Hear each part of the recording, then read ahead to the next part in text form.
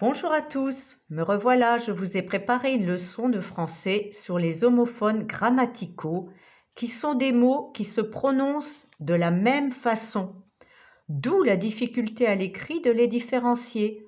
Je vais vous donner des astuces pour ne pas vous tromper.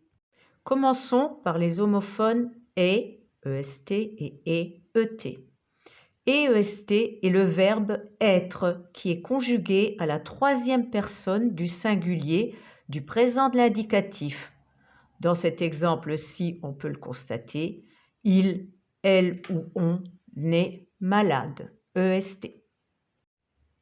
Quant à ET, c'est une conjonction de coordination qui relie des mots ou des groupes de mots. On le constate dans l'exemple qui suit. Je mange une pomme et une poire, ET.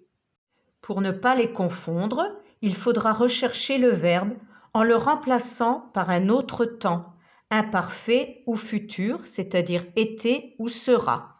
On reprend donc ces exemples. Il sera malade, il était malade. On voit bien ici qu'il s'agit du verbe être, donc EST.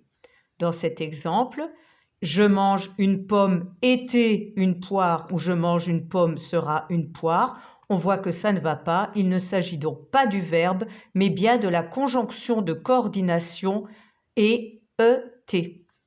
Attention, dans l'exemple suivant, es-tu malade? On va rechercher s'il s'agit du verbe en le mettant par exemple à l'imparfait. Étais-tu malade? Oui, il s'agit donc bien du verbe. C'est le verbe être, mais là, il est conjugué à la deuxième personne du singulier du présent de l'indicatif. Donc, on n'oublie pas de l'écrire et ES. Deuxième homophone, son, S-O-N-T, et son, S-O-N. Son, S-O-N-T, est le verbe être, conjugué cette fois à la troisième personne du pluriel du présent de l'indicatif. On le vérifie dans l'exemple suivant. Ils sont bavards, elles sont parties. Son, S-O-N, est un déterminant possessif. Dans les exemples suivants, c'est son chien, c'est le sien. Est-ce son perroquet, est-ce le sien? Il faut, tout comme les homophones EST et ET, rechercher le verbe.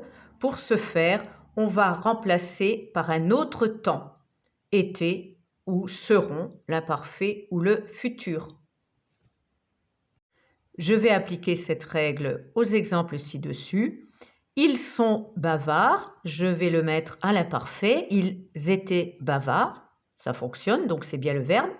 Elles sont parties, je vais le mettre au futur. Elles seront parties, ça fonctionne, donc c'est le verbe. Puis on essaye de l'appliquer dans les exemples suivants. C'est été chien. On voit que ça ne va pas, j'ai mis l'imparfait, ça ne fonctionne pas, donc c'est bien le déterminant possessif. Est-ce sera perroquet, j'ai voulu essayer le futur, ça ne fonctionne pas. Donc il s'agit bien du déterminant possessif, c'est son chien et est-ce son perroquet, S-O-N. Je vais vous laisser quelques secondes pour compléter ces phrases avec son S-O-N ou son S-O-N-T.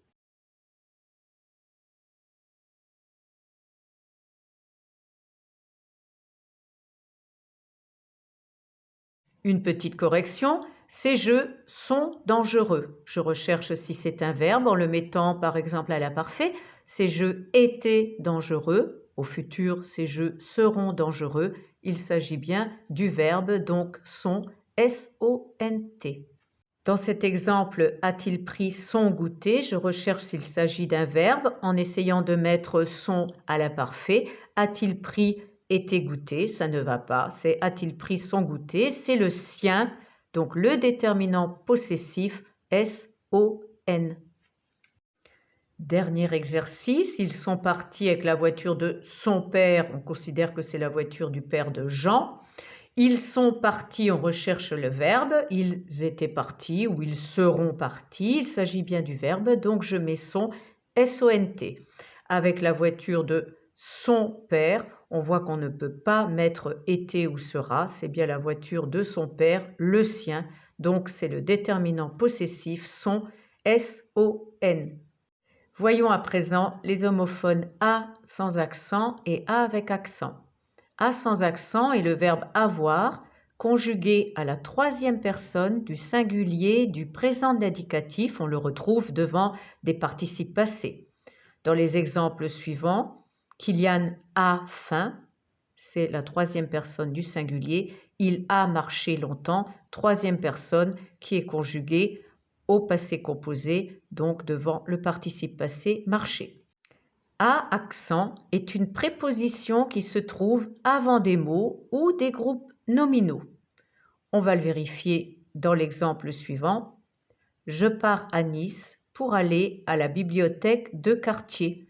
C'est devant un mot, ou ici, à la bibliothèque de quartier est un groupe de mots.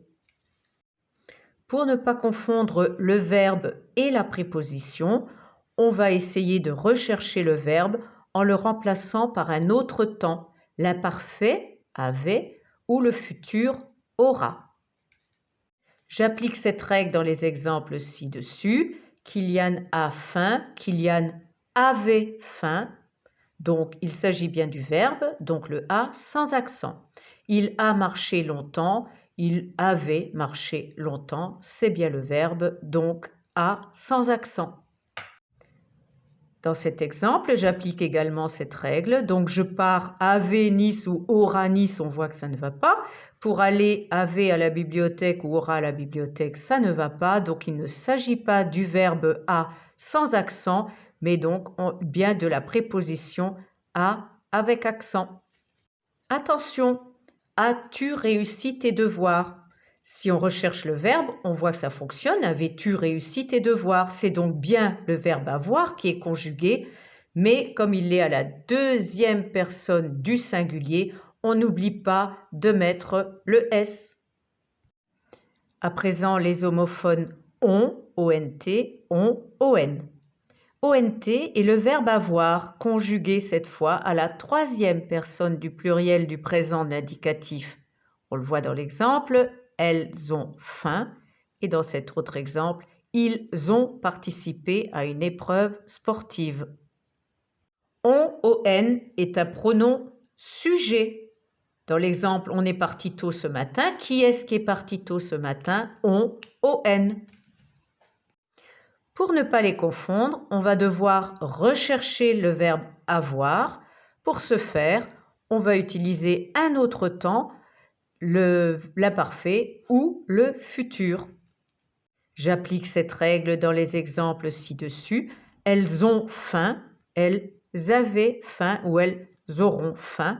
On voit bien qu'il s'agit du verbe, donc on met ONT.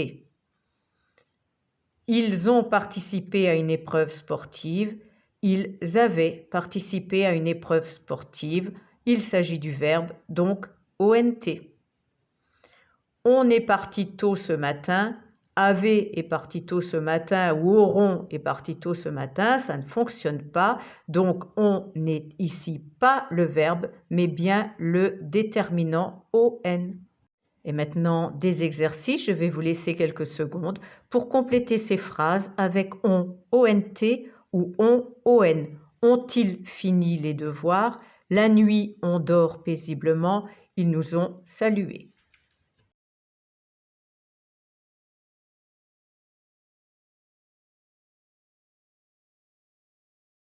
Je vais donc rechercher le verbe en mettant ou à l'imparfait ou au futur. Avaient-ils fini les devoirs ou auront-ils fini le devoir? Ça fonctionne. Donc, c'est bien le verbe avoir. Donc, on, O-N-T. La nuit, on dort paisiblement. La nuit, avait dort paisiblement ou auront dort paisiblement. On voit que ça ne fonctionne pas. Donc, il s'agit bien ici du déterminant. D'ailleurs, on peut le remplacer par un autre déterminant. La nuit, il dort paisiblement ou la nuit, elle dort paisiblement. Donc, il s'agit ici du déterminant ON. Ils nous ont salués. On recherche le verbe, on le met à l'imparfait. Ils nous avaient salués, ça fonctionne. Donc il s'agit bien du verbe et on doit mettre on, O-N-T. Fin de la première partie des homophones grammaticaux. La deuxième partie paraîtra dans une dizaine de jours. À bientôt. Bye bye.